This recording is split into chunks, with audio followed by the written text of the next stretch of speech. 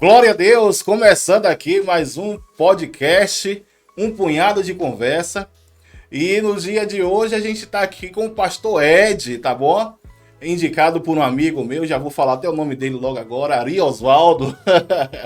Ari tá de gravando também conosco aqui. O dele não foi no ar ainda não, tá bom? E eu já vou cortar para o pastor Ed, né? Estamos aqui também com a nossa pastora Ana Paula. Bem-vindo.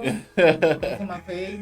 Eu já vou cortar para o pastor Ed, para já começar a saber, né, do histórico dele, como é que foi toda a caminhada dele, conhecê-lo também, porque eu também estou conhecendo agora, tá bom? Então já me fala aí quem é o pastor Ed. Quem é o pastor Ed? Bom, é uma pessoa simples, Sim. uma pessoa que acredita no verbo estudar. É necessário você estudar, Sim. né? Então, desse estudar, eu me formei em algumas coisas e trabalho talvez em segmentos diferenciados, né? Minha primeira formação foi em radiologia, que eu trabalho até hoje. E disso eu fui seguindo até sendo professor dessa mesma área, De né? radiologia.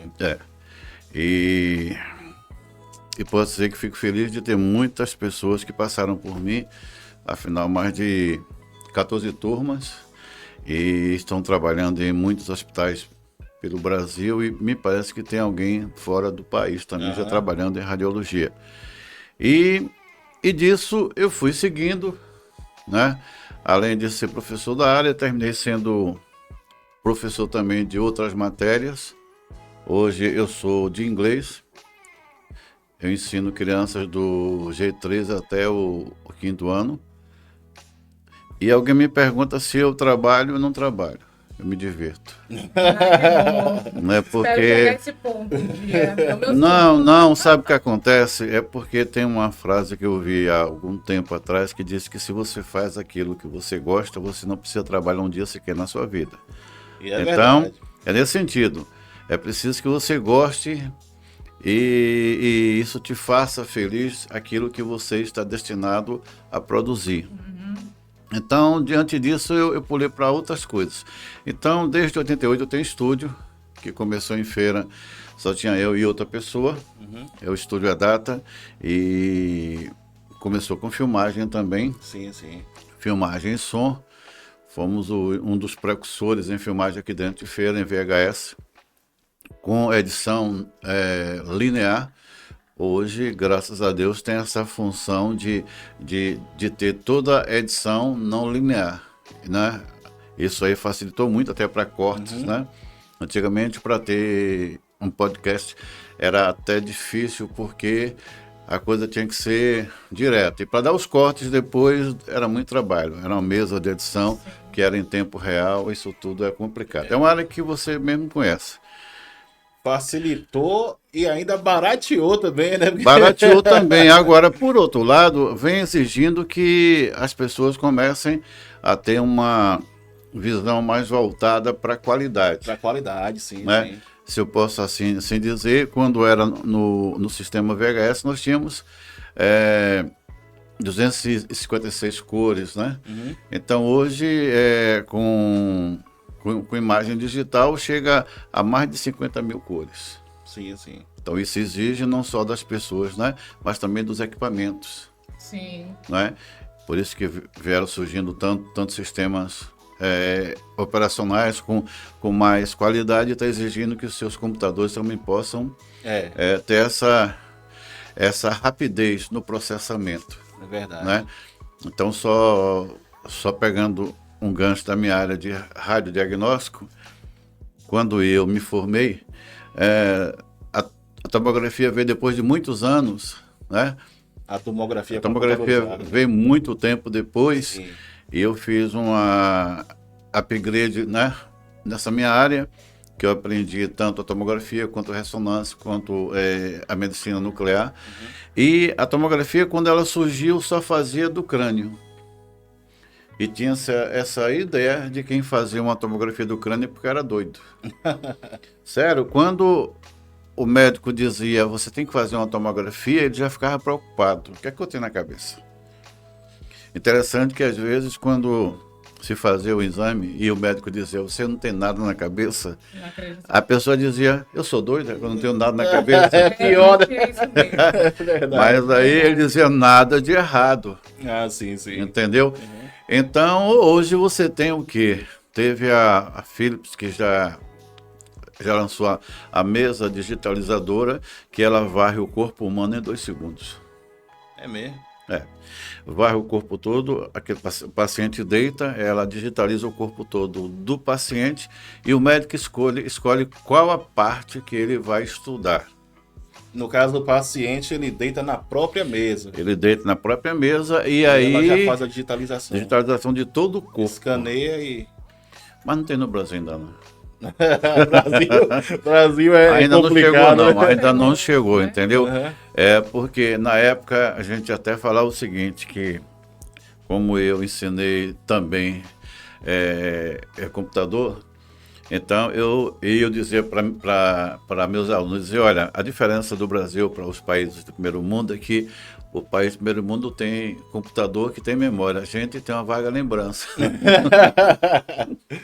Então era complicado, né? As nossas máquinas Era- foram um pouquinho mais atrasadas. Tinha um uma pouquinho mais vaga fracas. lembrança, né?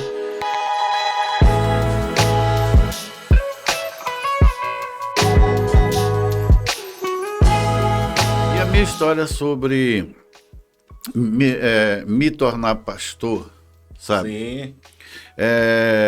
Eu, há anos atrás, há muito tempo atrás, eu quando ainda não tinha realmente aceitado o chamado, as pessoas me viam como pastor, no sentido quando eu parava para conversar, Aconselhamento, né? eu aconselhava elas e as pessoas perguntavam, você é pastor? Eu dava risada, eu dizia, você está doido? Como uma pessoa, eu que tenho alguns erros, como todo mundo tem, mas eu podia ser chamado de pastor, né? Mas aí, quando a gente começa a entender um pouco da palavra de Deus, a gente entende como a palavra diz, Deus confunde os sábios. Então, ele às vezes complica para descomplicar, né? Então, aquilo que as pessoas pensam que não tem mais jeito, mas para ele só está começando a solução, né? Então, eu fui. Aí foi quando Deus colocou na minha vida a minha bênção, que está ali, a minha pastora Cíntia, né? Ela não vai aparecer agora. Não vai Mas aparecer está aqui agora. acompanhando o seu amado. E que não foi fácil, né? Porque eu... Nunca é, na verdade. Nunca é, né? Olha, tá vendo? Nunca é. Nunca tá vendo? É. Então, ela pediu a Deus algumas coisas, porque a gente tem que saber o que pedir a Deus. A Bíblia diz que não pedes mal, Isso. né? Mas ela pediu até bem, ela fez tudo bonito, inclusive Deus melhorou na beleza, fica mais bonito do que Olha aí. que ela pediu. Você Tá tem que certo. saber pedir. a Mas Senhor, tinha, fazer mas isso. tinha Cíntia, alguns depois defeitos. Você vem pra cá pra contar pro pessoal aí, viu? Porque tem muita gente que vai ficar interessado nisso. Viu? Mas Então, o mas aí casamento foi lá. tem esse poder, na Mas verdade. não né? é, Tem. Se a gente, Então, às vezes a gente olha as nossas fotos antigas, a gente diz, rapaz, melhorei bastante. olha, digamos que eu hoje estou mais bonito do que eu era antes. Eu já Exatamente. era bonito, fiquei mais um pouco, né? Não, mas eu realmente mudei muito, né? E quando ela, digamos que ela teve muita paciência e sabedoria dada por Deus, embora ela me conta que algumas vezes questionou, dizer, mas Deus foi esse homem que o senhor mandou, Deus tenha calma, que ele vai mudar, né? Mas aí... Não é esse ainda não, Vai mas lapidar. É vou uma transformar. pedra bruta que vamos lapidar junto, você e eu, Mas né? assim, Eu vou te dar os mecanismos e você vai lapidar e tal. Antes eu ia muito na Assembleia, né? Josué Brandão, eu já ouvia aí muitas músicas da época, quando eu estava no culto, me tocavam, né? Então, aí foi quando eu a conheci, ela perguntou, eu disse, eu sou da Assembleia, mas não era ainda, né? E Cíntia também já era evangélica. Ela já era pastora, ela era da Certo. Quadrangular, Pronto. né? Então, aí eu comecei a ir na Quadrangular. E confesso, logo no início mesmo, é, a gente sabe que as tentações do sono realmente aparecem muito, né? Então, eu cochilei um pouquinho, não foi bem. Aí, chegou um dia, ela disse, se for para cochilar, não venha mais para a igreja. Chamou no eixo. Chamou, aí eu falei, não, eu não vou mais cochilar, não. E aí foi quando, após um tempo, eu aceitei Jesus mesmo, me batizei. Amém. E o meu batismo, digamos que foi um presente maior de Deus, porque foi no mar e só tinha pastores. Então, fui batizado por pastores dentro da água do mar, né? Amém. Isso só aumentou a minha responsabilidade. É né? verdade. E tem quanto tempo, pastor Ed, que Eu o não senhor lembro fez essa muito entrega bem para Jesus? a data, porque data a mulher lembra mais do que o homem, né? Foi quando mesmo?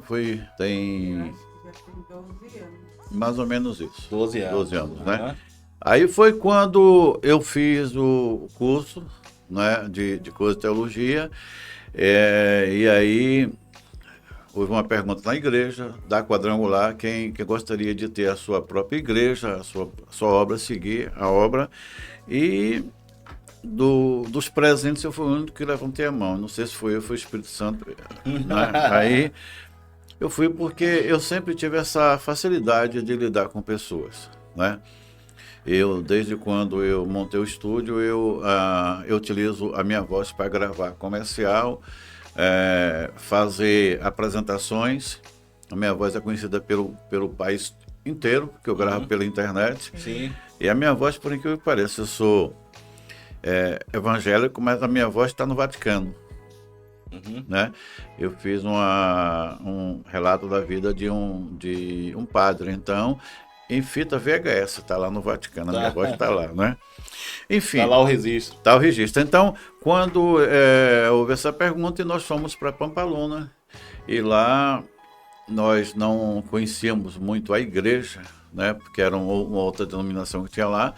Então, a Quadrangular comprou tudo que tinha na igreja, desde as cadeiras, o som, cortinas, enfim, foi de porta fechada, Porteira inclusive fechada. a igreja fez porteira fechada. Uhum. Então, quando nós entramos, é muito difícil você implantar uma igreja que vai falar de proximidade, né, de afetividade, onde os membros estão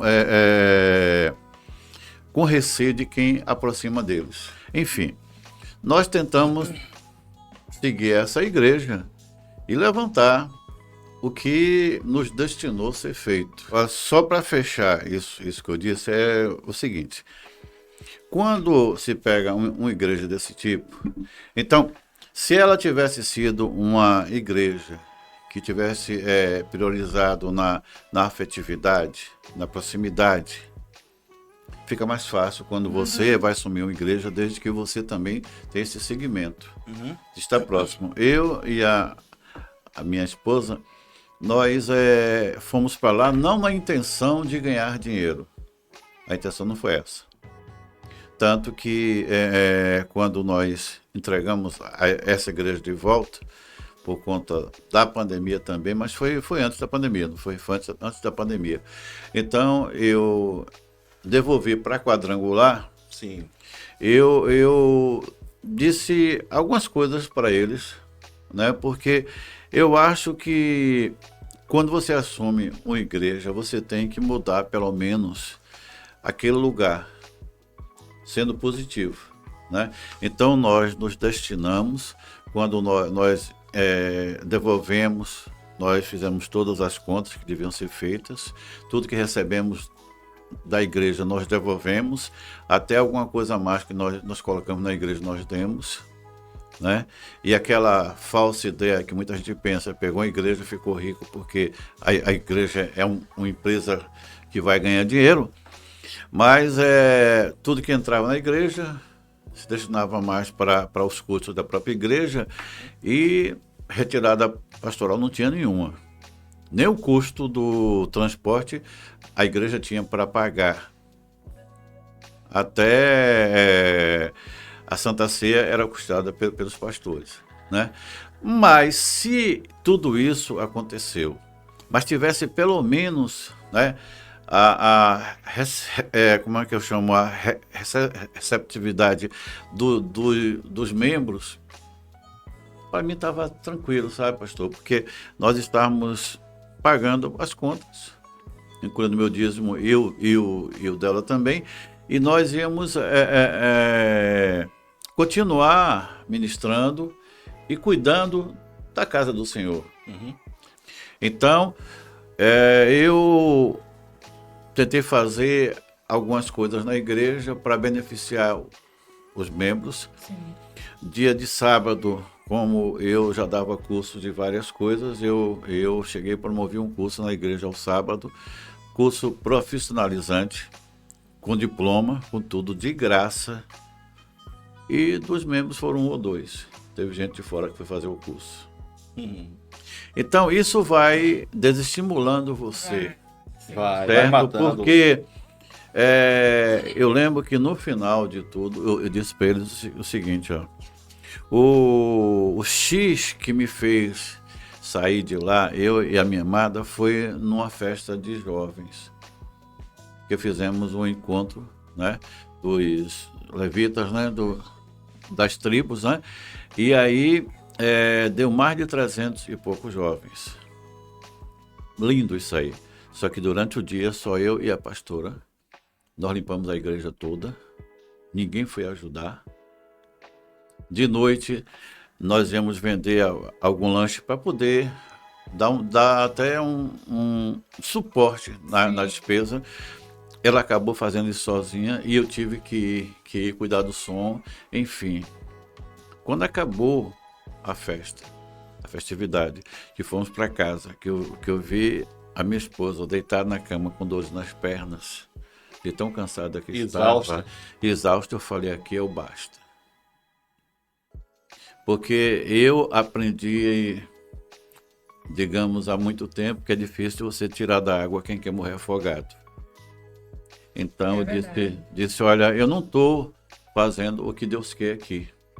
Eles não querem ouvir a palavra. Aí no meu discurso final eu disse, olha, eu tenho amigos que não são parentes, são amigos, e que chegam para mim. Tem um que é quase a tua idade, mais ou menos isso. Ele manda pelo zap. E aí, tio Edinho, cadê a minha bênção? Não é meu sobrinho, mas ele pede a minha bênção para ele todo dia. Ainda lhe chama de tio. Ainda me chama de tio. Aí eu falei, olha, o problema aqui é que nós, até hoje, fomos apenas os pastores. Tá? Então, nós nunca fomos o pastor de vocês. Porque se nós fôssemos pastores de vocês, vocês cuidariam, né? Estariam junto conosco para a igreja crescer. Vocês nunca estiveram. Mas eu não culpo tanto eles, porque eles perderam, sabe? Perderam, a base deles não foi bem feita. Não, né? olha, criar uma criança que já vem de um lar que não deu base. Sim, sim. E que estão rebeldes para você fazer o que deve ser feito. Botar essa Demora. criança na linha. Na linha dá muito trabalho. Então, e pior quando aquela criança não quer te ouvir. E você trabalha tanto sem ter um retorno que você acaba morrendo também. Quando você disse é difícil tirar da água quem quer morrer afogado, se você for tentar fazer isso, você morre junto. Vai morrer junto. Então, quando nós fomos percebendo os problemas que a igreja teve, e pelo fato de tanto eu quanto ela querermos continuar, né, assumindo a igreja, apesar de todas as dificuldades, nós ainda acreditávamos que o amor poderia mudar o destino daquelas pessoas, sim, porque sim. nós percebemos que, por isso que eu disse no início, que as pessoas estavam doentes, a igreja estava doente, falta de confiança, sabe? Sem acreditar muito nas promessas, sabe? Teve muitos relatos de gente que saiu da igreja por conta disso, tá? Então, e nós ainda fomos, mas chegou um ponto, é como eu disse, o X foi aquele momento que eu vi que não dava, porque que uma coisa é alguém não te ajudar, pastor, outra é não respeitar o que você está fazendo. Uhum. Então, quando nós percebemos que além de tudo, não estávamos sendo respeitados, então eu disse, ó, aqui tá bom. Aí eu fiz o que devia ser feito, eu fiz a relação de tudo que tinha na igreja, e como eu e a minha pastora, a gente gosta de tudo muito certinho, tá? Eu não quero dar brecha para ninguém falar sobre mim, entendeu? Eu peguei em 2 vias, cheguei para quadrangular disso aqui, ó. A igreja toda devolvendo, com tudo que nós recebemos, com todas as contas passadas, com tudo assinado, tudo protocolado, e aí vocês vão fazer o que vocês quiserem com essa igreja. Uma outra pastora está tocando lá. Ah, então a igreja permanece. Permanece, mas a quantidade de membros não aumentou. Eu acho que é uma teoria minha, que a quadrangular está mantendo ela lá aberta, né? Está tentando, mas a cabeça deles não muda.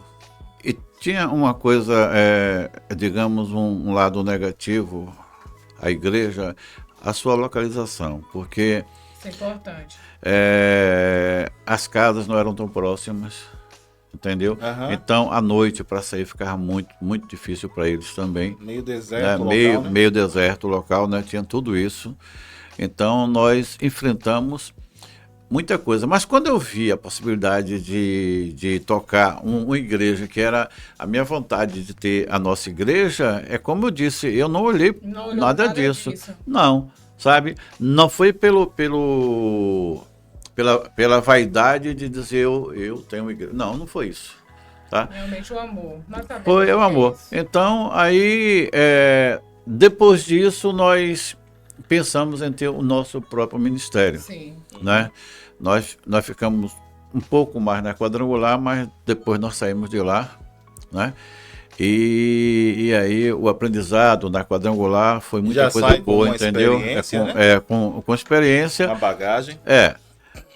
De coisas que deve fazer e de coisas que não deve também. Claro. Porque nós fomos, nesse caso, visitar várias igrejas. Eu ainda prego em várias igrejas hoje em dia, né? Eu não abri a nossa denominação por causa da pandemia, porque foram 2 anos.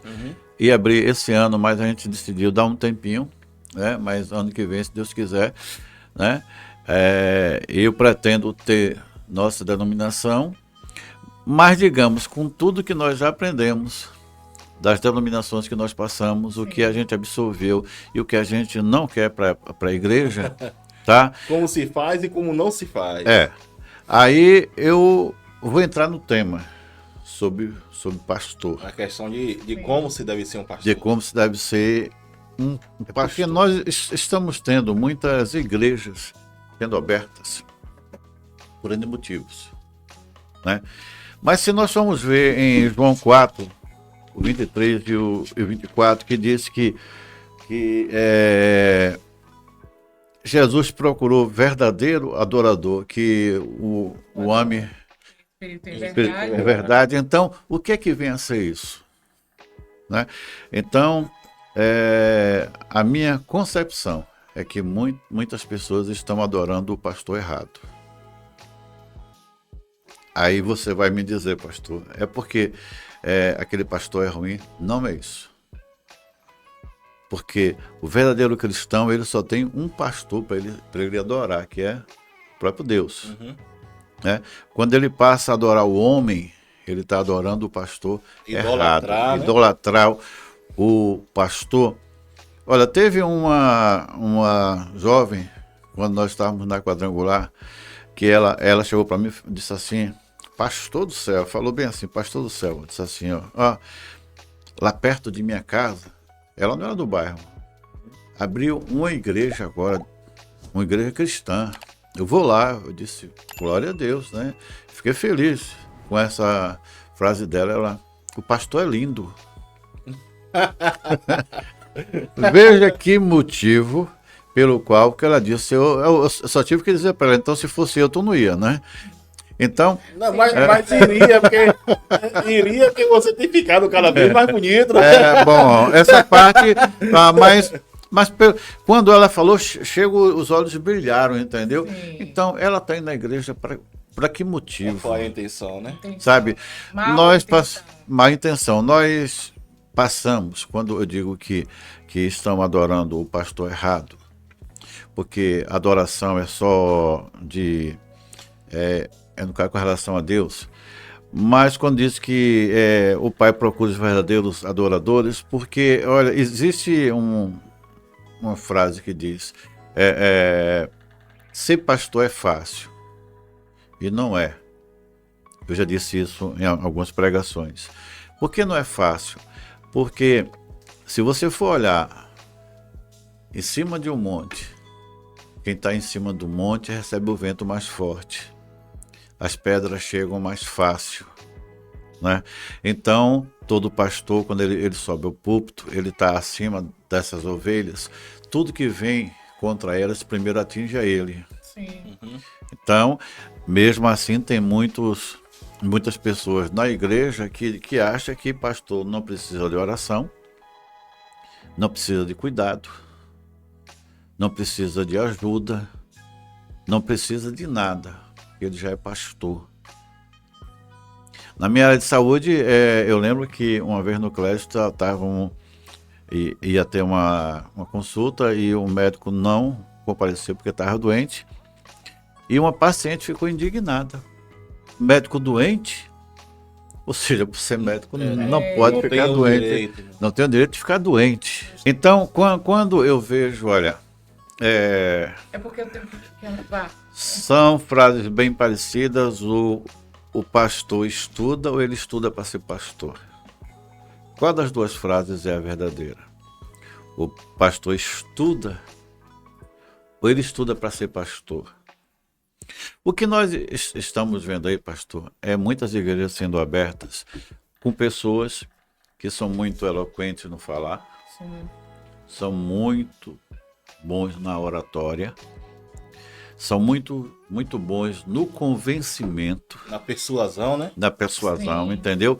Tem uma voz muito bonita, né?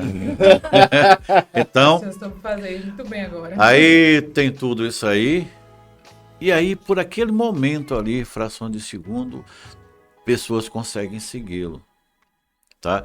Então, essas pessoas pensam, então eu posso ser pastor, a igreja está dando dinheiro, então eu sei como convencer, vou reunir um grupo de pessoas que vão ser meus seguidores e vão falar a minha linguagem e vão conquistar pessoas para encher a igreja.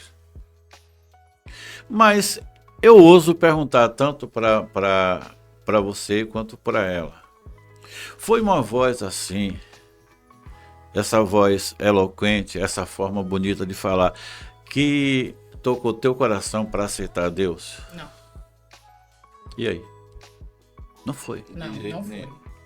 Isso aí eu respondo. É sem- isso. E sem quem dúvida. aceita por conta disso daí, eu acho que é muito pela emoção, né? Não é o Espírito Santo falando, entendeu? E aí não há uma verdadeira conversão, Não. na verdade, né? Olha, a Bíblia, viu, pastor? Infelizmente tem pessoas que utilizam desses meios para obter lucro, né? A gente sabe muito bem que tem bons pastores e tem maus Sim. pastores. Tem bons profetas e falsos profetas. A Bíblia mesmo diz que alguns falsos profetas eles eram bem recebidos pelo povo, porque diziam o que as pessoas queriam ouvir. Então, quando a gente vê, foi isso que eu ia falar aqui, sobre a diferença entre ser próspero e ter riquezas, é porque as pessoas confundem muito, sabe, pastores? Confundem muito a palavra riqueza e prosperidade. Sim.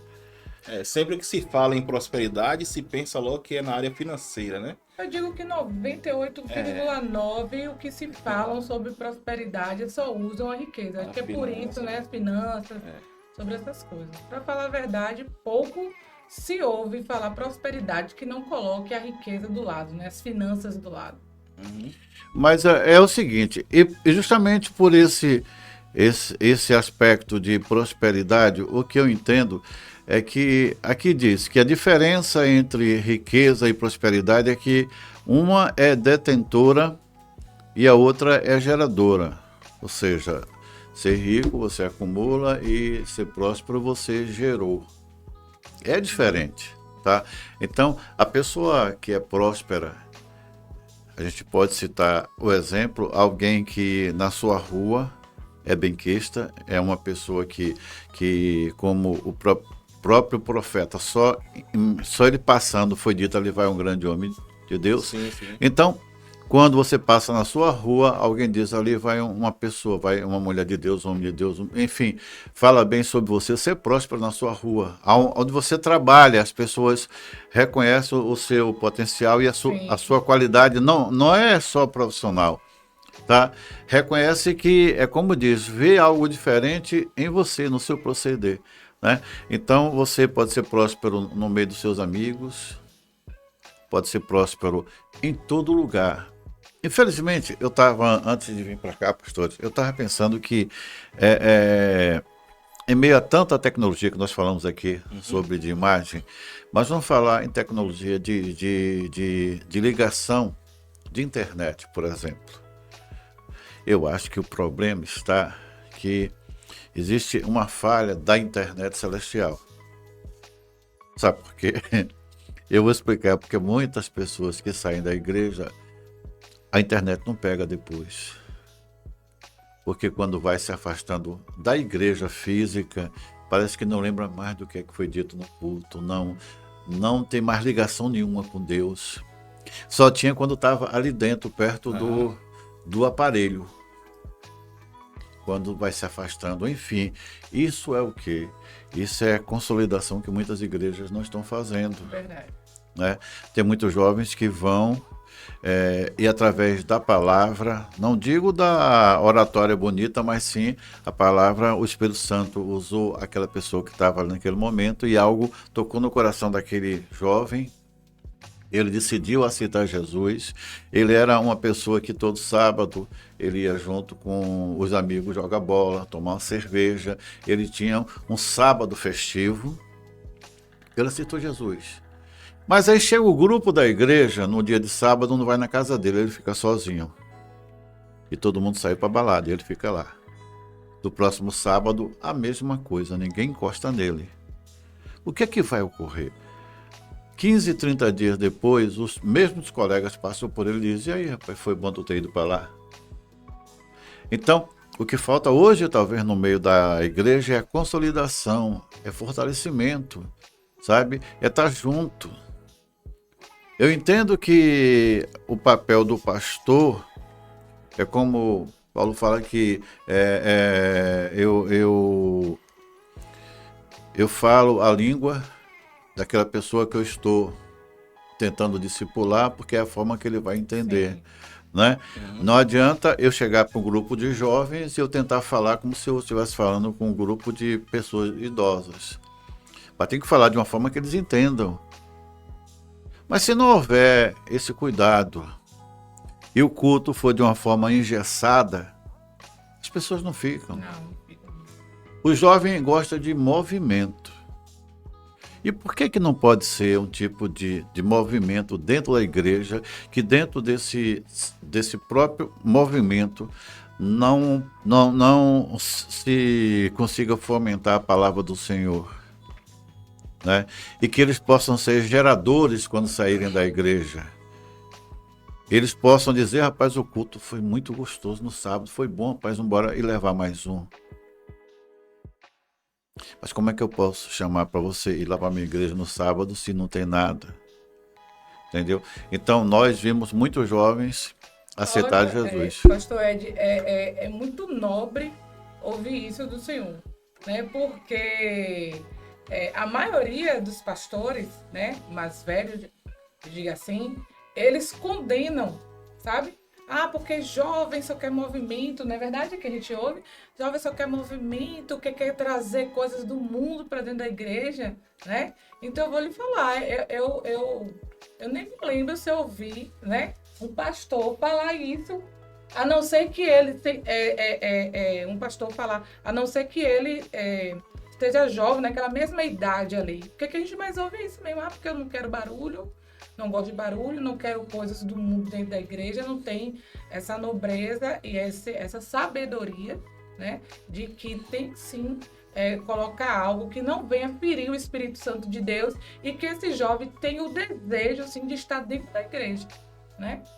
Isso aí é Ele tem que difícil, ser atraído, tem né? que ser atraído. E, tipo assim, como você sempre fala, os filhos das trevas são mais prudentes São. do que os filhos da luz, né? Eu, com a igreja lá, teve uma época que a gente teve bastante jovens, não foi? Sim.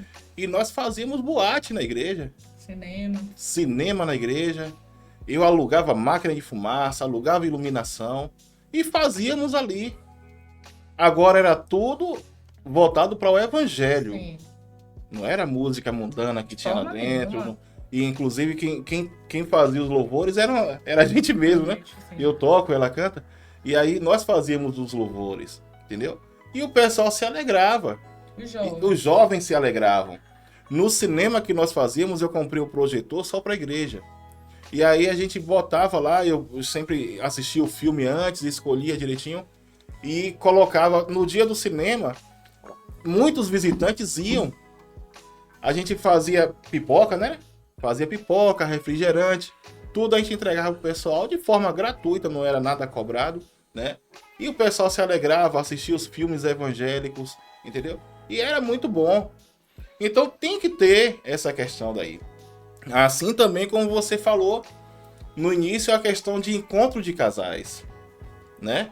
E a gente também tem essa questão, porque só para você entender, a gente trabalha muito com casais, eu e a pastora Ana, porque casamos, levamos 2 anos casados, nos separamos, levamos 2 anos separados, né? E depois Deus restituiu o casamento. Como é que isso aconteceu? Ela se converteu em meio à separação, sabe? E aí ela começou a orar para que Deus restituísse, e Deus restituiu esse casamento nosso. E hoje a gente já está há mais de 16 anos já, né? Com esse casamento restituído, né? Temos 24 anos de convivência. Então, tem muito mais de 16, na verdade. Já tem 20 anos. É como eu disse, o homem não tem muita conta na cabeça de tempo, não, né?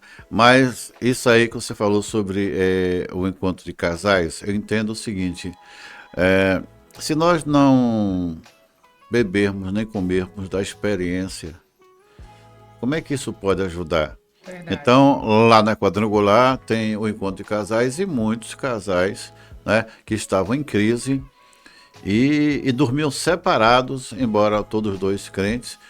E teve um dia, não foi, que a gente deu muita risada, que eles deram o testemunho espontâneo, porque no encontro de casais, claro, tem muita coisa que não é dita no culto lá, né? Sim. Mas no encontro de casais pode... Só tem casais, entendeu? Sim. Aí... Foi hoje, entendeu? Não foi? Então, isso a gente entende que é necessário. Sim, tem que se né? fazer. Tem que se fazer. Então, como é que eu vejo a igreja, a base, ser família? Eu não posso falar sobre família. O problema é que muita gente não quer ouvir o que não gosta. Uhum. Porque, como eu li aqui, que muitos pastores só dizem aquilo que o povo quer ouvir. Quer ouvir que o problema não existe, quer ouvir que a crise não vai atingir, sabe? Quando muitos deles vão até um templo, parece que vão ali. Eu às vezes penso umas coisas meio malucas, né? É como se fossem para a igreja e lá o Espírito Santo fosse revelar os números da Mega Sena, né? Vai sair de lá rico, né?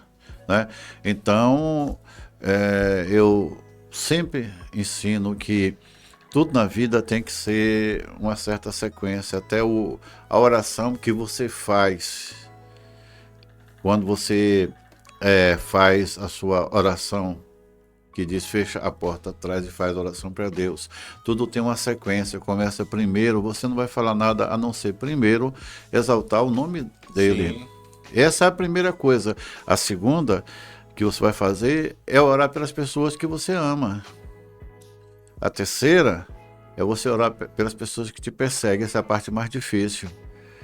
E a quarta, você vai agradecer por tudo que você já conseguiu, por tudo que Deus te deu. E a última, tá bom que você pegue a sua lista e diga, Deus, tem essas coisinhas que eu preciso que o Senhor faça. né? Mas veja que foi em último. Mas tem pessoas que entram no quarto, só lê a última parte, o quinto. Oh Deus, eu tô como se ele fosse a pessoa do supermercado que vai pegar as coisas. Eu estou precisando de arroz, feijão, carne. Não é assim que funciona. A igreja precisa mudar. A igreja que somos nós, mas o templo precisa mudar. Eu vejo hoje uma preocupação muito em tornar o templo cada vez mais bonito. Mais chamativo. Mais chamativo. Nós tivemos em algumas igrejas, claro, eu vou dizer para vocês que não é bom ter uma igreja que tem um som melhor. Claro que você canta ou toca, eu também canto, ela também. Claro que cantar no equipamento de qualidade é outra coisa. É outra situação. Mas tornar a igreja um palco de show, isso eu não concordo. O top lá. Nós tivemos em uma igreja que de 2 horas do culto, 1 hora mais ou menos foi de louvores, teve a palavra não deu 30 minutos. Então você vai na igreja para você se alimentar da palavra. E chega lá, o prato principal é o tempo reduzido. Porque eu entendo que nós pastores, nós não vamos ensinar a palavra, nós vamos explicar a palavra, é diferente. Uhum. Né? Quando nós começarmos a entender isso, nós vamos ensinar, nós vamos explicar. Porque ensinar é como eu sempre digo, a criança você diz, você não pode isso, mas enquanto você não ensinar para ela por que ela não pode aquilo, ela não vai aprender. Ela precisa ter isso. Porque criança tem um porquê. E se nós entendemos que quem está na igreja, né, eles estão ainda bebês na fé, muitos deles são bebês na fé, eles precisam dessa explicação. Por que que não pode isso? Por que que pode aquilo? Né? E muitos pastores se acham na condição, faço o que eu mando e não faço o que eu faço. Tem muitos que são muito arrogantes, sabe? Então, eu gosto de pregar a palavra, eu gosto de explicar. Eu acho que eu tenho o segmento de doutrina, né? Por falar muito mansamente assim, sabe? Eu falo muito manso no culto. Mas não quer dizer que as palavras não atinjam o seu objetivo. Sim. Né? Eu aprendo, eu sempre digo, que quando eu estou ministrando, as pessoas podem pensar que eu estou ministrando para quem está lá embaixo. O primeiro que está sendo ministrado sou eu, porque o ouvido mais perto da minha boca é o meu. Uhum. Então, quando você se destina a ser um seguidor de Cristo e a pregar a palavra, você vai ser usado naquele momento. E raramente eu me lembro tudo que eu disse lá em cima. Muito raramente eu me lembro. Porque não foi eu que disse. Foi o Espírito Santo que me usou. Porque houve uma vez, não foi que eu sempre faço, eu traço tudo que eu vou falar, eu pesquiso e levo aqui só para seguir aquelas minutas, para saber o que é que eu vou dizer. E nesse dia lá, eu esqueci meu papel em casa. Eu pensei, não, pelo menos eu lembro do versículo, não lembrei do versículo. E agora, abri a Bíblia e o Espírito Santo diz, pregue sobre isso. E a gente tem, né, pastor, não sei se vocês já passaram por isso, de teimar um pouco quando o Espírito Santo nos diz alguma coisa, né? Digo, não, mas eu não ia falar sobre isso, mas vai ser isso. Mas eu não estudei sobre isso, mas vai ser isso. Enquanto você está teimando, ele só está dizendo, vai ser isso. Né? Então eu preguei e me parece que foi nessa vez que uma jovem ela aceitou Jesus com aquela pregação que eu fiz. Então eu podia não entender no início, mas ele queria que fosse aquilo, e foi através daquilo que ela aceitou, né? Então tem muitas coisas que eu já vivi com relação a Cristo que, por eu acreditar tanto que nós somos instrumentos e que a fé é uma coisa que você precisa ter sem precisar perceber. Tem muita gente que quer ter a garantia. O primeiro adorador de Cristo foi Abraão. Foi o primeiro que a história narra, que foi ele. Porque foi uma prova de fé ele levar o filho até lá em cima, né? Mesmo sem ver, ele fez tudo que era para ser feito. Ali foi uma fé. O pai da fé. Foi o pai da fé. Então, quando foi dito para ele, ó, larga todo mundo aí e vai para um lugar que eu ainda te mostrarei, eu pergunto para vocês, pastores, seria fácil arranjar hoje algum Abraão que fizesse isso? Né? No mínimo, ia dizer, manda foto de para onde eu vou, né? Verdade. Lá tem energia, tem água, tem internet, quais garantias eu tenho, Isso mesmo. né? Mas ele tinha tudo e disse, larga a parentela toda e vai, né? Então eu acho que a fé é isso. E eu queria ouvir de vocês, eu sei que eu estou aqui para responder, mas eu também vou perguntar, né? Como vocês definem o que é um adorador? Eu, particularmente, eu gosto muito desse texto que inclusive você falou aqui, né? Que Deus anda buscando verdadeiros adoradores que o adorem em espírito e em verdade, né? O momento em que Jesus falou esse texto daí foi quando ele encontrou aquela mulher no poço e ele tem aquele diálogo com aquela mulher, né?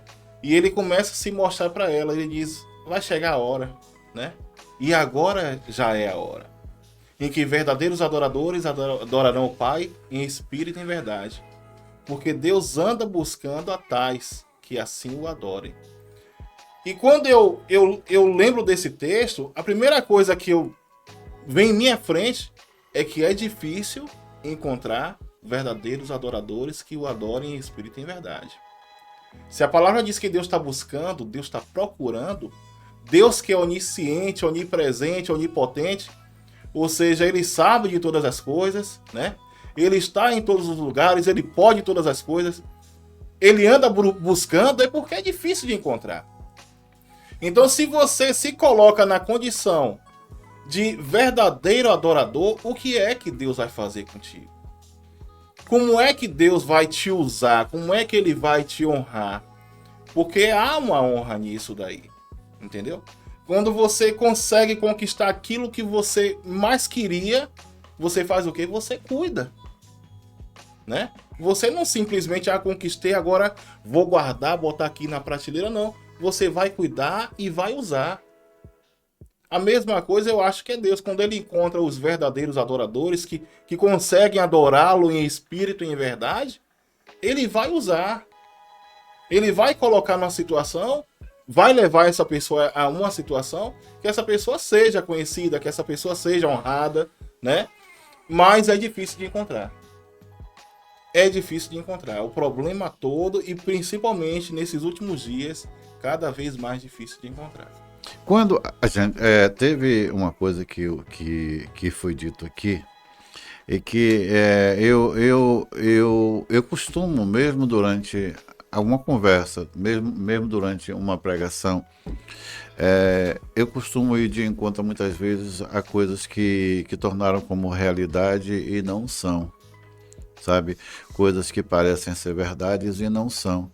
Porque tem muitas pessoas que têm uma facilidade enorme de pegar o que está na Bíblia e eu e minha pastora... Distorcer, né? Distorcer, e a minha pastora fala muito que texto sem contexto vira pretexto, É verdade, né? mas é verdade. Ana Então, Sofia falou é muito verdade. disso. Então vira pretexto. Então, quando alguém me diz assim, que Deus pode todas as coisas,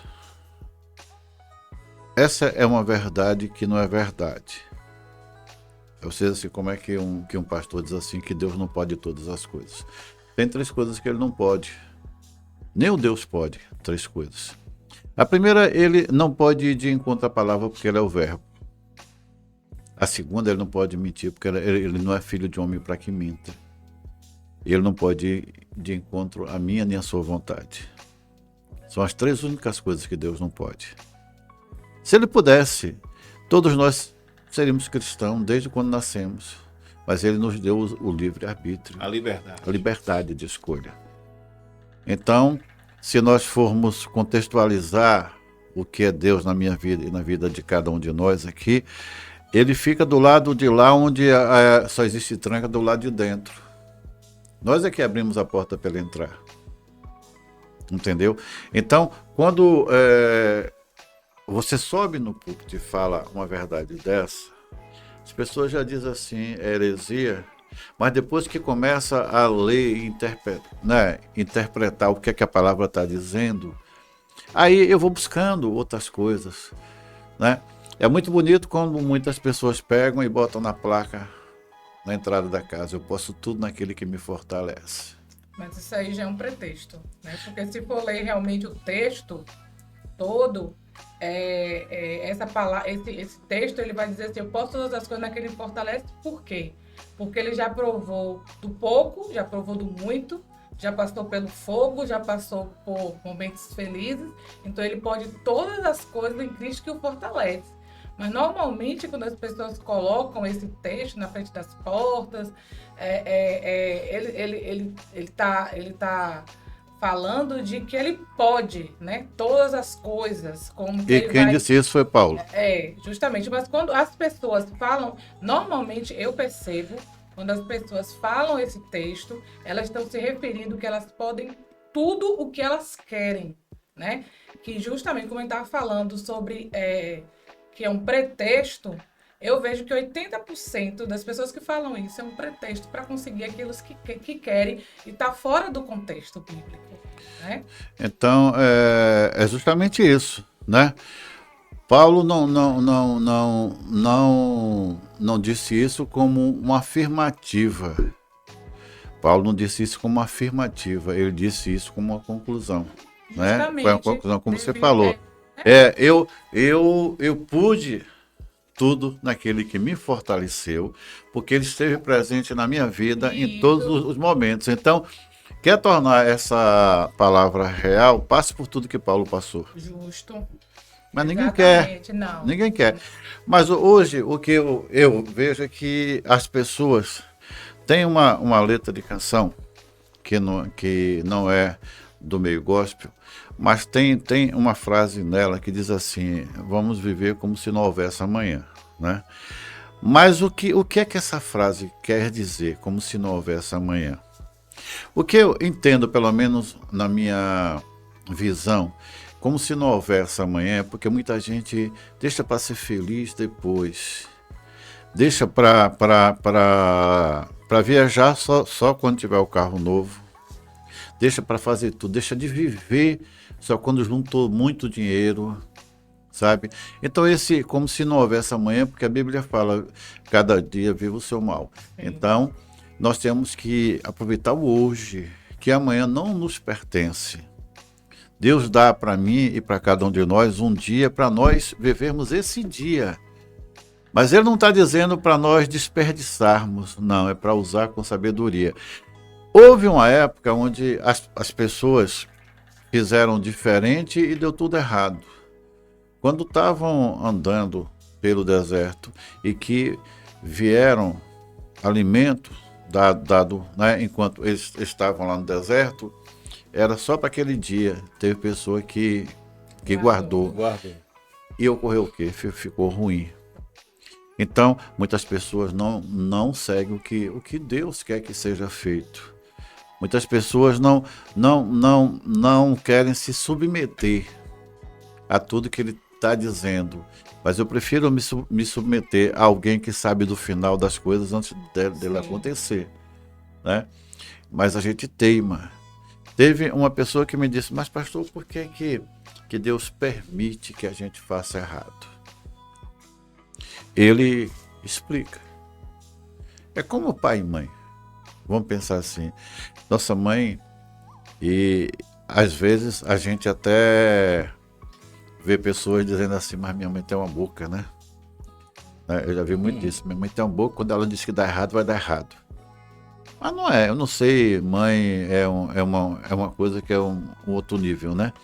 Eu imagino que é experiência, né? Porque, tipo assim, na minha juventude, eu quando tinha 15 anos, minha mãe já era muito mais velha do que eu, né? Minha mãe já tava com 40 anos, com 30 e poucos anos, não lembro assim, não dá pra fazer a conta aqui ao certo.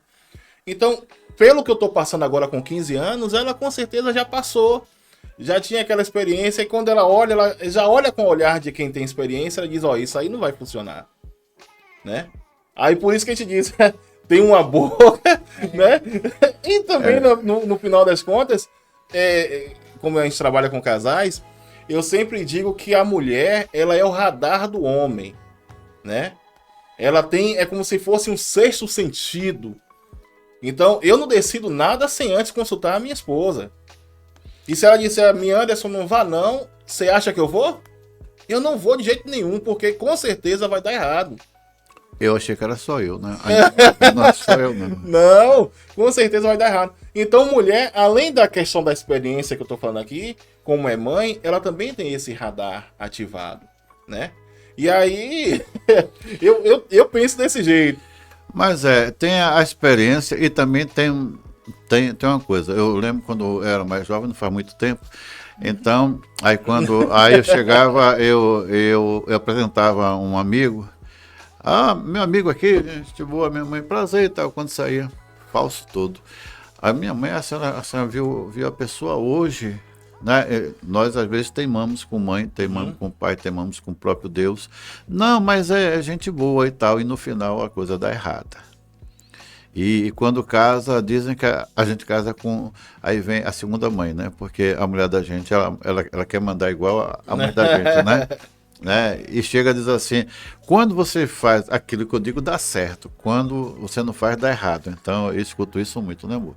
Então, mas quando eu lembro que uma certa vez eu estava na igreja, e aí esse é meu jeito de falar com todo mundo, ser muito assim expansivo. Antes de me sentar, eu tinha que falar com quase metade da igreja e mais um pouco.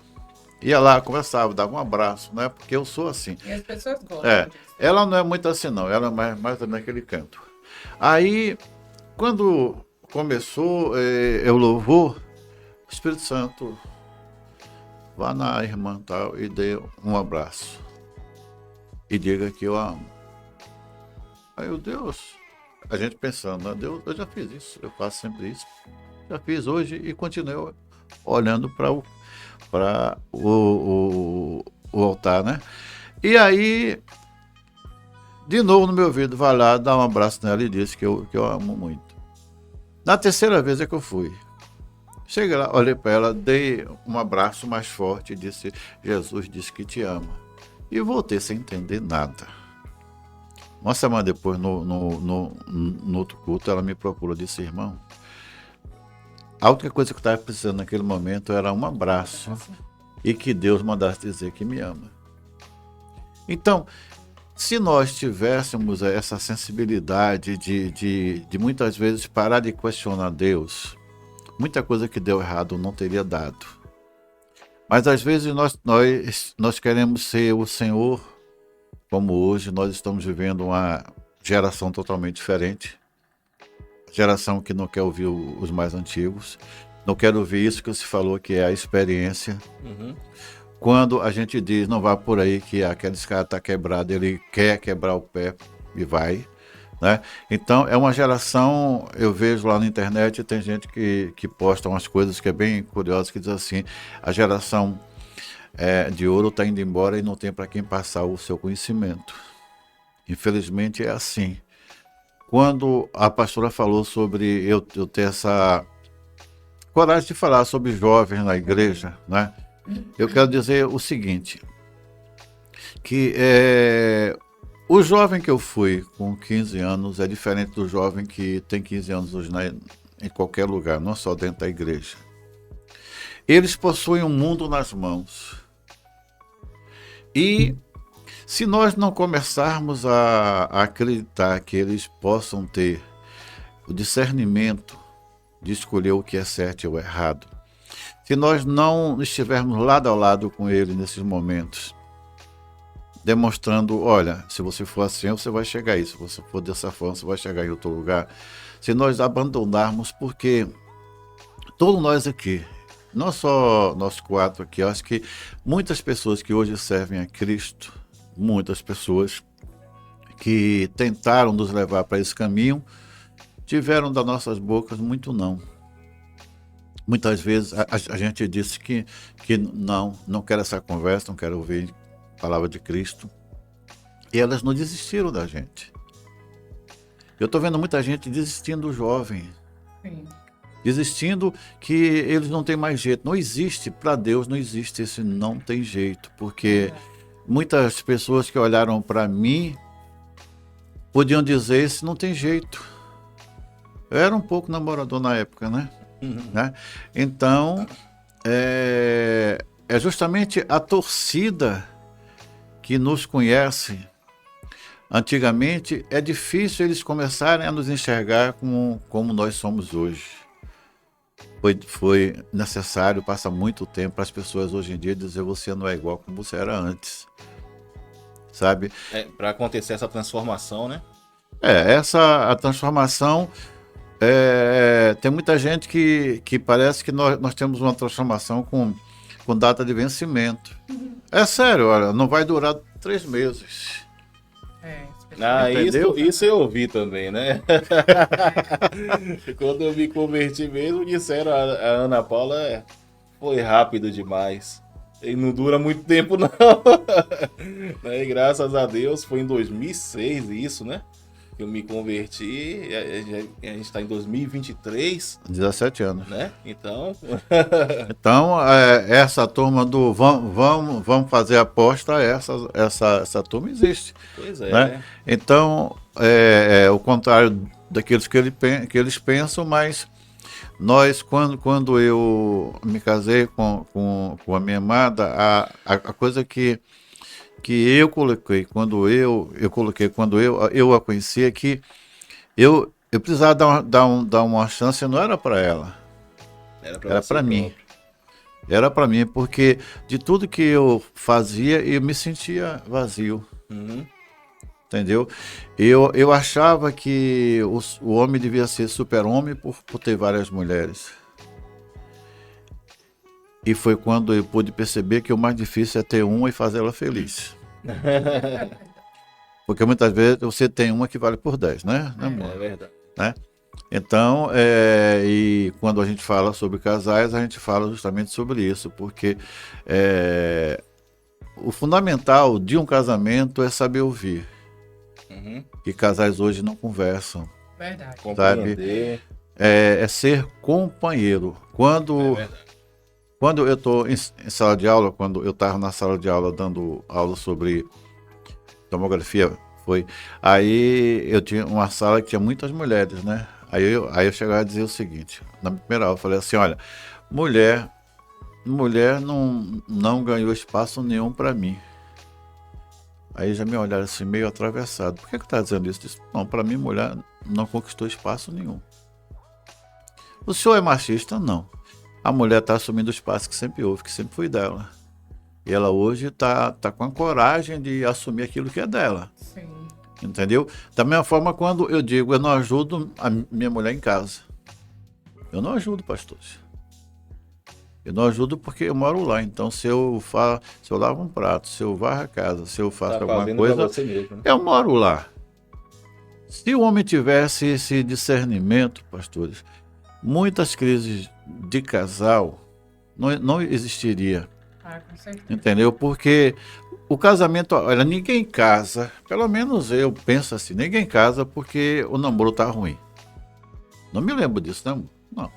Ninguém casa porque o namoro tá ruim. Tô conhecendo um amigo, né? Não, ele é meu amigo, Eu costumo dizer que ninguém namora com inimigo, né? Não, a não ser que seja muito 007, né? Muito escondido, né?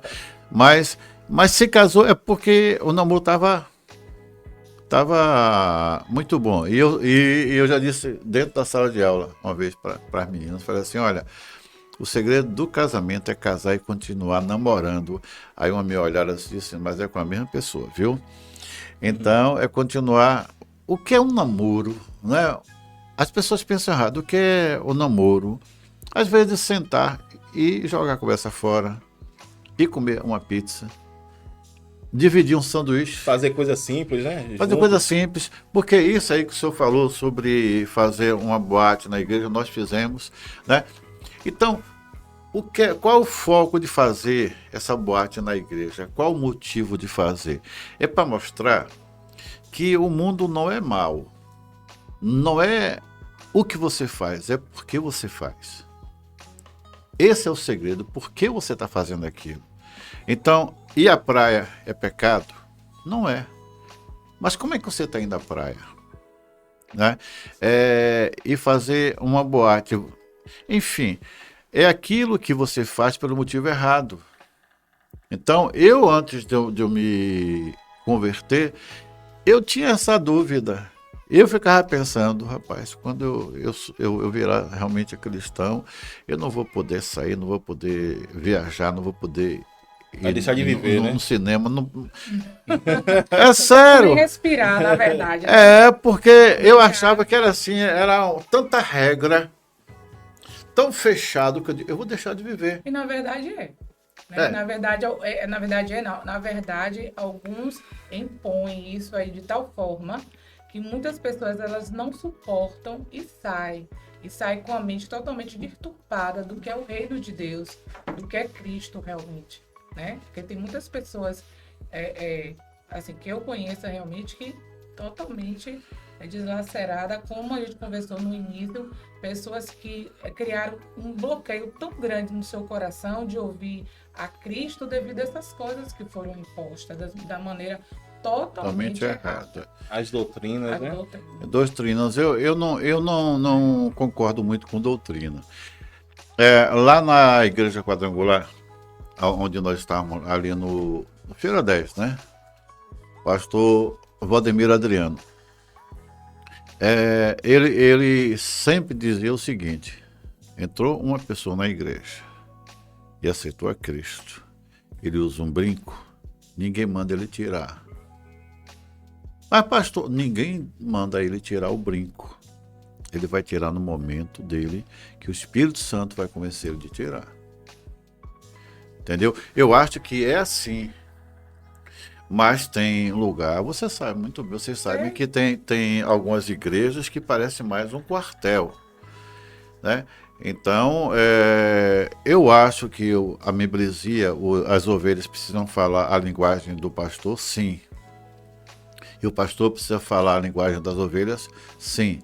Mas não endeusar o pastor. Nós tivemos em uma igreja que no dia que o pastor não podia estar, que era o pastor substituto que estava, metade da igreja não ia.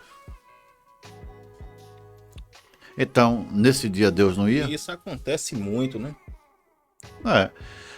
Mas isso muitas vezes eu até culpo de forma indireta o próprio pastor. Mas é verdade, é isso que eu ia falar agora. Porque ele acaba já criando esse ambiente para deixar a igreja toda dependente dele, né? Toda aliada a ele. Sim. Então, no dia que ele não tá, aí... Porque, assim, a comparação que eu vou fazer agora é uma questão administrativa da igreja com a empresa, a questão de organização administrativa. Quando você está em uma empresa, o presidente, ele sempre vai orientar o gerente, no caso, ele se ausente, e os funcionários, eles não vão perceber diferença nenhuma. Assim foi por onde eu passei, os grandes laboratórios por onde eu passei. A gente nunca percebeu diferença nenhuma na ausência daquele coordenador, do presidente. Por quê? Porque ele sempre colocou ali que aquele gerente, o supervisor, que ele tomasse aquela administração, né? Não só por ele. Então, pra gente, nunca foi diferença nenhuma. Mas na maioria das vezes, nas igrejas, o pastor substituto, né? Ele só é só é visto, aliás, ele não é nem visto, coitado. É igual a vice-prefeito, vice-presidente. Às vezes a gente não Aí eu sabe nem lembro nem não que é o sabe nem nome, quem é o né? nome. Nem que é o nome. Então, na hora que ele vai assumir, não tem respeito, né? Não tem respeito pelaquela pessoa, aquela figura que está ali. Justamente o que o senhor falou. Culpa, né? Pode-se dizer que é da liderança. É porque ele chega muitas vezes, foi dito, isso é assim, ele centraliza tudo para ele, né? Eu vi uma vez quando eu era rapazinho, foi uma senhora que me disse, olha, se você vai abrir uma empresa que ela só funcione quando você está presente, não abra ela. Já tá errado. Justamente, está totalmente errado. Não abra, É verdade. entendeu? Então, mas tem pastores que eles não permitem, não deixam, não dão espaço para que nem outro pastor pregue, Verdade. sabe? Só serve para interceder as mãos, mas o culto do domingo é dele. É dele ali, certo? Então, é como se as mãos que vão ser usadas para promover a cura é só dele. Entendeu? E, na verdade, não é assim que funciona. Uhum. Sabe? Nós precisamos de mais pessoas dentro da igreja. A igreja precisa funcionar como o corpo de Cristo. Mas se o pastor está ali, ele faz parte do corpo, o presbítero, seja lá quem for, também faz parte. Por que que ele não vai poder dar uma palavra? Por que que ele não vai poder fazer alguma coisa? Né? Mas, infelizmente, tem aquela situação que foi dita aqui de uma pessoa que tinha um dízimo e queria abrir sociedade com o pastor, né? Mas 60%. mas também tem pessoas que tem pastor que se submete a isso, de que quem manda na igreja é o maior dizimista. Né? Então, que se for ter um culto diferenciado, mas fulano não pode estar presente, a gente marca para um dia que ele possa estar. Justamente. E essa pessoa dita dentro da igreja, fica dependente. E talvez por isso muitas pessoas que até possuem o chamado para serem pastores, eles desistam do chamado, porque tudo é o seguinte: para ser pastor precisa, antes de tudo, ter o chamado. Ter o conhecimento é importante, porque você vai precisar ler muito, você vai precisar ter um entendimento rápido das coisas e você vai lidar com pessoas que talvez não tenham a mesma rapidez que você para poder discernir aquilo que está sendo dito. Mas ele precisa estudar muito. Mas nós sabemos que tem muitos pastores aí que eles não se preocupam com isso. É por isso que muitas vezes eu já fiz teste na igreja, tipo assim, eu lembro, foi lá na igreja de Sara, disse assim, quem gostaria aqui que Jesus viesse hoje? Que Jesus descesse hoje aqui? Quase todo mundo levantou a mão. Pergunta legal. A sua família ia junto? Não. Então veja, são respostas que as pessoas dão sem nem pensar o que está sendo perguntado, certo? Como tem pessoas que vão para a igreja hoje e só ficam esperando a palavra final do pastor. Então por isso que eu bato tanto na tecla, o jovem precisa ser inserido na igreja, o jovem precisa encontrar motivos para continuar na igreja e ele ser uma ligação com quem está lá fora. Porque não adianta, a senhora falou sobre idade, né? Eu sei que talvez eu seja um pouco diferente de alguns pastores da minha idade que tem um linguajar um pouco diferente, mas porque eu sempre lidei com jovens, sabe? Então eu falo no meio de jovens, pelo fato de ser professor, estudei muito a psicologia também, né? Eu estudo muito, eu e a minha amada, a gente estuda muito, tá? Eu já fiz alguns curso de pequena oração, de dura, de grande, foi acho que mais de 64 cursos.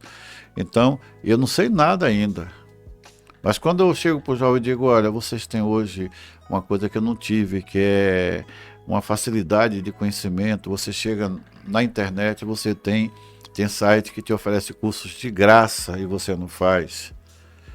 Tem um site que você paga 40 e poucos reais para você ter acesso a 2.000 cursos no ano e você não faz um. A minha amada estuda sempre. Por que ela quer ser melhor? Não. A gente não quer ser melhor. A gente quer dar o nosso melhor. A diferença está aí, sabe? Porque ninguém paga para a senhora para fazer um mais ou menos. Se conhece o seu serviço, está pagando pelo seu melhor. E por que exatamente. Então, por que está entregando metade? Por que para Deus a gente tem que dar o mínimo, se Ele nos dá o máximo, né? Então, eu lembro da passagem que alguém me perguntou, ô pastor, e foi uma pergunta um pouco capciosa, né? Uhum. Aí chegou e disse assim, ô pastor, todo pastor é ladrão? Né? Uma pergunta muito... Eu olhei para essa jovem e disse, não entendi a pergunta. Ela, não, eu quero que você me diga se todo pastor é ladrão. Olhei para ela e falei, se ele é um pastor, ele é ladrão. Aí ela ficou sem entender. Peraí, você está dizendo? É assim, ó, vamos entender o que é que a palavra está dizendo. Está dizendo que nós vamos saquear o inferno. Nós vamos tirar as almas. Quem está saqueando está fazendo o quê? Está roubando. Está saqueando. Jesus virá como um ladrão na surdina. Então, se é desse tipo de ladrão que você está falando, eu sou. O pastor é. Mas não do jeito que você acha que é. Você perguntou, né? Que você perguntou. Eu estou respondendo do jeito que eu conheço. Então, dessa forma, tem que ser. Então, vamos saquear o inferno, tirar todas as almas que estão lá. Ela ficou calada, não perguntou mais nada. Mais nada, acabou. Entendeu? Acabou a pergunta. É porque nós somos, a todo tempo, nós somos instigados. As pessoas perguntam. E você precisa estar preparado para essas perguntas. É. Às vezes é para ser testado. O tempo todo. E nós somos testados o tempo todo. O tempo todo nossa fé é testada. Sabe? Com aquilo que você deixou de fazer. E vem para testar, para ver até quando você está na rocha. Se você não tiver, você cai. Entendeu? Então, é por isso que a palavra diz, não é que orar e vigiar. Não é assim que está escrito. Está dizendo vigiar e orar. Né? Tem gente fazendo o contrário e muito. Está orando, não está vigiando. Aí Verdade. quando vê o inimigo e derruba, né? Verdade. Pastor, a gente já está caminhando já para os finalmente aqui, né? Certo. Eu queria saber de você se tem, depois de todo esse bate-papo muito enriquecedor que a gente está fazendo aqui nesse punhado de conversa, o que é que tem ainda aí que você diz assim, isso não dá para deixar de falar, eu tenho que falar isso aqui? Bom, o que é que eu ainda não disse é que para você poder fazer com que as pessoas acreditem em Deus, você não precisa falar sobre as Escrituras. Você não precisa falar sobre isso primeiro. Use a sua vida como testemunho. Uhum. Sim. Porque as pessoas param muito mais para ouvir o que você já vivenciou, as coisas que Deus já fez na sua vida, do que eu dizer para ela, lê o salmo tal, ela não vai ler. Mas se você começar a mostrar para ela, dar o testemunho das coisas que Deus já fez na sua vida e que aparentemente são coisas absurdas, as pessoas vão começar a entender que Deus, ele faz coisas absurdas. Ele vai além daquilo que você imagina, sabe? Eu tive duas experiências muito rápidas. Eu estava com a minha amada, a pastora Cíntia, e nós íamos para a igreja, nós íamos pregar. Mas nesse dia eu estava com roupa bem simples. Não era um dia de Santa Ceia, nós estávamos bem simples. E aí o carro furou o pneu. E aí perto de um posto. Aí eu parei o carro e fui ver o step. Quando abri a mala e peguei o step, estava vazio. Aí eu disse, então, o posto está ali, eu vou ali encher. Quando cheguei lá, a máquina do posto estava quebrada. Aí tinha um jovem que estava lá, aí olhou para mim e disse, o senhor quer que eu encha esse pneu? Lá em casa eu tenho um compressor. Quero, nunca tinha visto esse jovem. Aí ele abriu o fundo do carro, eu botei o pneu, e o senhor não vai comigo? Eu digo, não, o carro está ali. Aí você leva para mim. Ele, tá bom, ele saiu. Quando eu cheguei para ela, falei assim, aí ela, cadê o pneu? Eu falei, não, um jovem foi ali, foi encher o pneu. Tu conhece ele? Eu nunca vi. É doido, como é que é? É um ato maluco, né? Uhum. Aí o pano tá certo. Aí eu fui pegar a chave para poder folgar o pneu para trocar. Eu tinha lavado o carro no posto e aí a minha caixa com a ferramenta toda ficou lá, a chave de roda não estava. Eu disse, quando ele chega, se o cara voltar, eu vou pegar a chave do carro dele e boto. E o cara voltou. Aí a chave do carro dele não deu. Aí eu liguei para meu filho, chegou lá, a dele também não deu. Ele ligou para um amigo e trouxe. Mas o que foi o X dessa coisa, sabe? A coisa mais fantástica. Em nenhum momento eu me apresentei a ele, eu não disse quem eu era. Né? Não estava vestido a Não caráter. estava vestido a caráter. Quando ele chegou, ele mesmo tirou o pneu, guardou, trocou. Aí ele falou, peraí, pastor, tem mais uma coisa. Eu olhei para ele.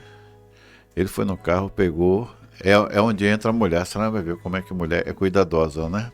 É. Aí ele trouxe uma garrafa de água, uma coisinha de lavar a mão e uma toalha branca. A minha amada, logo uma toalha branca. Aí ele me deu, eu lavei a mão, entreguei ele, aí falei, eu não entendi, por que você fez isso? Ele disse, pastor, o senhor não ia para o culto com a mão suja. E se não for para eu servir, por que é que eu estou aqui? Eu confesso que eu nunca mais vi esse rapaz mais na minha vida. Nunca mais o vi. Então, aquela lição para mim é que Deus cuida. Deus cuida, é uma frase que nós vimos, Deus cuida de pessoas que cuida de pessoas. Uhum. Então, e a outra bem mais difícil. Bem mais difícil. É por isso que eu vejo que Deus complica para ver até onde vai a sua fé. Né? Eu fui com a minha amada, ela sempre está nesse momento bom, né? Aí eu fui para Salvador e nós fomos para a Praia do Flamengo. Cheguei lá, aí eu vou de short, aí eu entrei no mar com minha carteira No bolso. no bolso, né?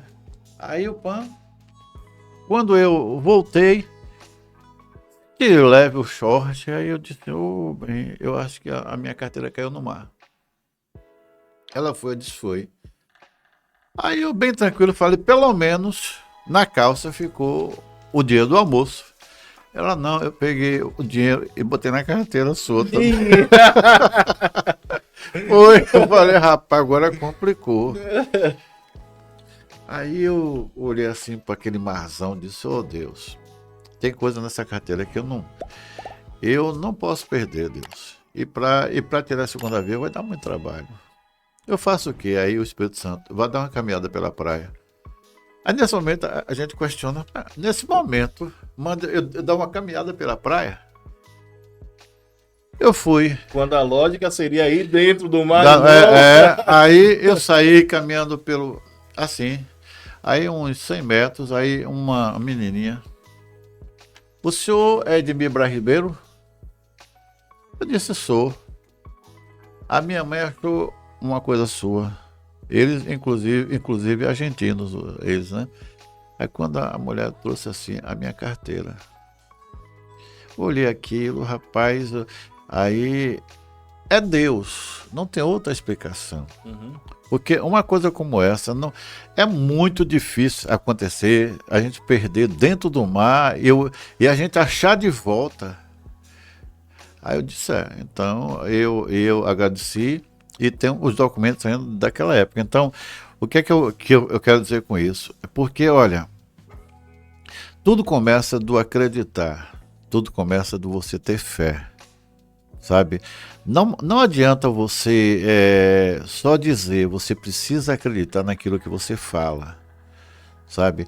É por isso que tem uma passagem na Bíblia que fala que é o quarto homem da fornalha e está errado.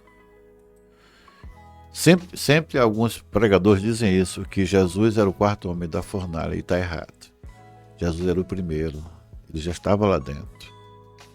Porque se ele fosse o quarto, os 3 tinham se queimado.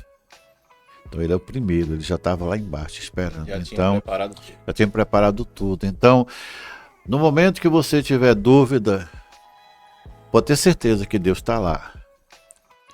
Eu sempre digo, sabe, que a nossa vida é uma escada de 3 degraus. 3. O primeiro Deus vai fazer. O segundo Deus está fazendo e o último Deus já fez. Então, quando você começa a enxergar essa escada na sua vida, você começa a acreditar que o milagre acontece. Ele já está pronto, né? Já está pronto. Só para a gente também estar concluindo, né? Quando você disse que o evangelho ele tem que ser ministrado sem que precise ler a Bíblia, sem que precise falar um versículo, eu fui ministrado dessa forma, né? Um ex-patrão meu, ele ministrou o evangelho para mim sem me pregar nada da palavra de Deus. Então era só eu ver a vida dele e aquilo já era o evangelho sendo ministrado, né? E eu costumo dizer hoje, porque pense numa pessoa íntegra, e eu já falei dele outras vezes aqui em outros podcasts, né? Rogério, o nome dele. É bom que se fale, né? Porque, né? Para honrar. É muito íntegro. Você não via mentira nele, sabe? Você não via ele olhando para outras mulheres. Todo íntegro. Então aquilo me fazia observar e dizer, quando eu for crente, quando eu for evangélico, eu quero ser do jeito que Rogério é. Entendeu? E aí, eu hoje costumo dizer que nós somos a Bíblia que o povo lê. Exatamente. A gente é a Bíblia que o povo lê. Tá certo? Ana, quer falar mais alguma coisa? Não, justamente, né, que o apóstolo Paulo fala que somos cartas de Cristo, né? Exato. Justamente como você está falando aí. É isso aí. Então, pastor Edmir, estamos terminando aqui. Quero te agradecer já nesse momento pela sua presença aqui, por Cíntia, né, Cíntia? A sua esposa também. Na oportunidade, eu queria estar também batendo um papo contigo, tá certo? Sei que você tem muita coisa para passar pra gente aí também, para mulheres que nos assistem e tudo mais. Tem muita coisa. Se a gente puder marcar depois, a gente vai estar marcando. Aí vocês vão conhecer quem é a pastora Cíntia, a esposa do pastor Ed, tá bom? Aí vocês vão conhecer. E eu quero te agradecer muito pelo seu tempo aqui, por tudo quanto foi falado, por todos os ensinamentos que a gente recebeu aqui. A edificação aqui foi muito grande, muito enriquecedor. Tá certo? Muito enriquecedor. E fica os meus agradecimentos. Quer agradecer mais alguma coisa, falar mais alguma coisa? Bom, eu queria só dizer que é muito bom a gente ter a oportunidade de dividir conhecimento, porque o conhecimento ele tem algo tão fantástico que quanto mais você divide, mais o teu aumenta. Então, estar aqui e poder responder e acrescentar alguma coisa, isso me deixa feliz. E o convite, principalmente, se fosse pela minha vontade, dizer, não vou hoje porque o sol estava...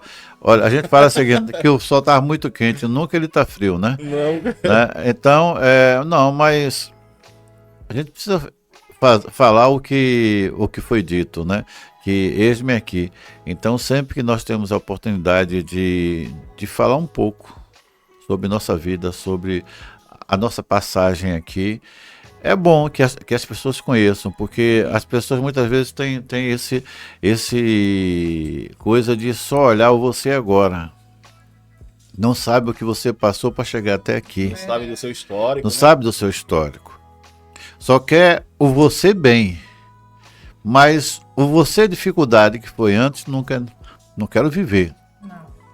Então, Diego, quer ser como eu, passe por tudo que eu passei para ver como a coisa não foi fácil, né? Mas hoje eu tenho muito a agradecer e pouco a pedir a Deus. Amém. Né? Amém.